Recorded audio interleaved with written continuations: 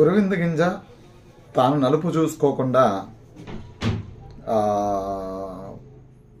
ఏదో సామెత ఉంటుంది, గురువింద గింజ తన నలుపు చూసుకోదు అనే రీతిలో. అదే రీతిలోనే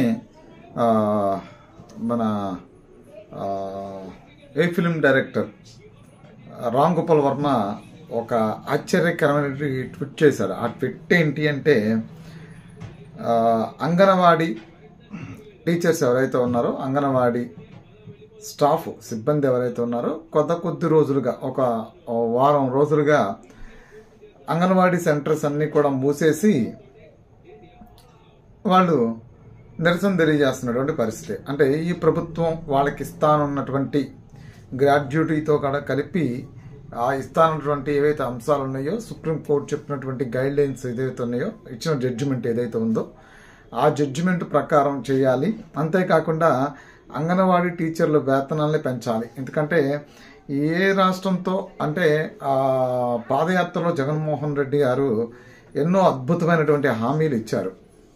హామీల్లో కేవలం నవరత్నాలు అని చెప్పని కొన్ని రత్నాలు మాత్రం ప్రజలు అకౌంట్లో వేస్తూ, కొన్ని సంక్షేమ పథకాలకి సంబంధించినటువంటి నేరుగా అకౌంట్లో వేస్తున్నామని చెప్తూ, ఆ అకౌంట్లో కూడా అలా కావాల్సినటువంటి అంటే ఆంధ్రప్రదేశ్లో అర్హత ఉన్నటువంటి వాళ్ళకి మాత్రం అరాకొరాగా ఆ సంక్షేమ పథకాలు చేస్తున్నటువంటి పరిస్థితి. అంటే ఆంధ్రప్రదేశ్లో ఉన్న ప్రతి ఇంటికి ఒక సంక్షేమ పథకం పెట్టి ఇస్తున్నటువంటి పరిస్థితి ఏమి లేదు. కానీ సంక్షేమ పథకాలు అర్హత ఉన్న వాళ్ళకి ఇస్తున్నారు, కొంతమందికి నచ్చని వాళ్ళని ఏదో కారణంతో పక్కన పెట్టేసి ఇబ్బందులు పెడుతున్నారు. సరే, ఇదంతా నడుస్తున్నటువంటి ప్రక్రియ. సరే, ఈ సంక్షేమ అంటే ఇలా అంటే ఇలాంటి కొన్ని హామీలు మాత్రమే నెరవేరుస్తూ విద్య అభివృద్ధి విషయంలో కావచ్చు, ఉద్యోగ విషయంలో కావచ్చు, ఉద్యోగులకు ఇచ్చినటువంటి హామీల విషయంలో కావచ్చు, మహిళలకు ఇచ్చినటువంటి మద్యపాన విషయంలో కావచ్చు, ఇలా అనేక అంశాల్లో ఆయన మాట తప్పను మడం తిప్పననే రీతిలో మాట తప్పి మడం తిప్పేసినటువంటి పరిస్థితి. సో ఇప్పుడు దాన్ని కూడా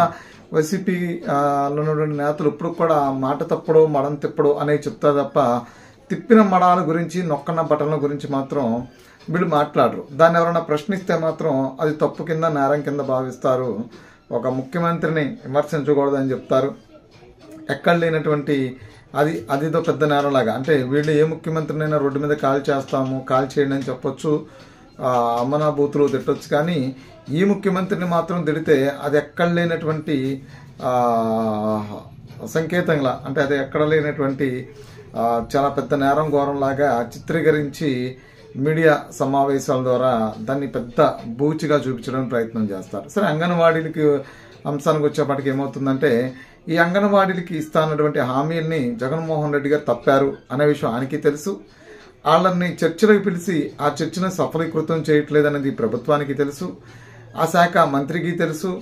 చర్చలకు పిలిచి కూడా వాళ్ళని బెదిరించి పంపించారు తప్ప వాళ్ళకి హామీ ఇచ్చేటువంటి క్రమం కానీ, హామీ ఇచ్చేటువంటి భరోసా కానీ, అంటే ఇచ్చినటువంటి హామీని నెరవేర్చేటువంటి భరోసా వాళ్ళకి ఇవ్వకుండా వెనక పంపించేసినటువంటి పరిస్థితి ఈ ప్రభుత్వంలో ఉంది, ఈ మంత్రుల్లో ఉంది, ఈ ప్రజాప్రతినిధులు ఉంది. కాబట్టి వాళ్ళు వారం రోజులుగా నిరసన తెలియజేస్తున్నారు అంగన్వాడీ సెంటర్లు మూసేసి. చాలామంది ఏమంటారు, పిల్లలకి గర్భిణీలకి సమయానికి ఇవ్వాలి కాబట్టి ఆ సెంటర్స్ని వేరే వాళ్ళ ద్వారా ఓపెన్ చేయించి వాళ్ళని ఆదుకోవాలి, వాళ్ళకి పిల్లలకు భోజనాలు పెడతారు, పేద పిల్లలకు భోజనాలు పెడతారు, గర్భిణీ స్త్రీలకి డైలీ ఇచ్చేటువంటి ఆహారం ఎవరిస్తారు అంటారు. వాస్తవమే, కానీ అంగన్వాడీ సెంటర్స్ పెట్టిందే వాళ్ళకి అవన్నీ ఇవ్వటానికి. సో వాళ్ళకి ఆ రోజు హామీ ఇవ్వటం ఎలా, ఇప్పుడు ఆ హామీని తప్పటం ఎలా? సరే, ఇవ్వను అని చెప్పేస్తే కూడా సరిపోతుంది. ఇవ్వను అంటే చెప్తే ఉద్యోగాలు చేసే వాళ్ళు ఇష్టం ఉన్న వాళ్ళు చేస్తారు, చేయని వాళ్ళు రిజైన్ చేసిపోతారు. అయితే ఉద్యోగం పీకేయడానికి కూడా మీ చేతుల్లో పూర్తి అధికారాలు ఉన్నాయా లేదా అంటే కేంద్ర ప్రభుత్వానికి కూడా ఈ నివేదికలను పంపించాలి. కేంద్ర ప్రభుత్వం మరి మీరు ఇచ్చినటువంటి హామీల్ని అది మీ మీద తప్పు చూపిస్తుంది కాబట్టి కేంద్ర ప్రభుత్వం 60% ఇస్తానని చెప్పని వాళ్ళు చెల్లిస్తున్నారు, 40% మీరు చెల్లిస్తారు. మిగతాది ఏదున్నా సరే, పెంచే దాంట్లో ఏదన్నా సరే అది మీ భారం మీ మీద పడుతుంది. కాబట్టి ఈ రాష్ట్ర బడ్జెట్ అంత లేదు కాబట్టి వీళ్ళని కూడా పరిగణలో తీసుకుంటే ఇప్పుడు బడ్జెట్ పెరిగిపోతుంది కాబట్టి తీసుకోలేని పరిస్థితి. సో ఇలాంటి అంటే పేద పిల్లలకి న్యాయం చేయాలనే అంశంలో మీరు ఓకే అంగన్వాడీ టీచర్లు, కానీ రామ్ గోపాల్ వర్మ చేసిన ట్వీట్ ఎలా ఉందంటే చాలా అడ్డగోలుతనంగా ఉంది. ఒక పూట వెళ్ళి టైంపాస్ కాలక్షేపం చేసి వచ్చా మీకు ఇంత జీతం అవసరమా అని ట్విట్ ఏదైతే ఉందో గురువింద గింజ టైప్లో ఉంటుంది.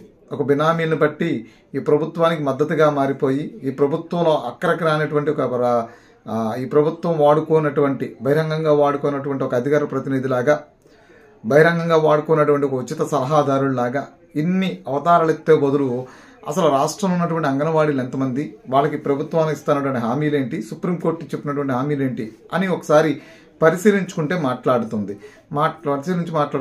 బాగుంటుంది. నీడు అబ్బ సొమ్మేదో నీ అబ్బ సొమ్మేదో ఇచ్చినట్టు నీకెందుకు రా నాయన నొప్పి అని ఇప్పుడు మాట్లాడుకుంటున్నటువంటి పరిస్థితి బయట.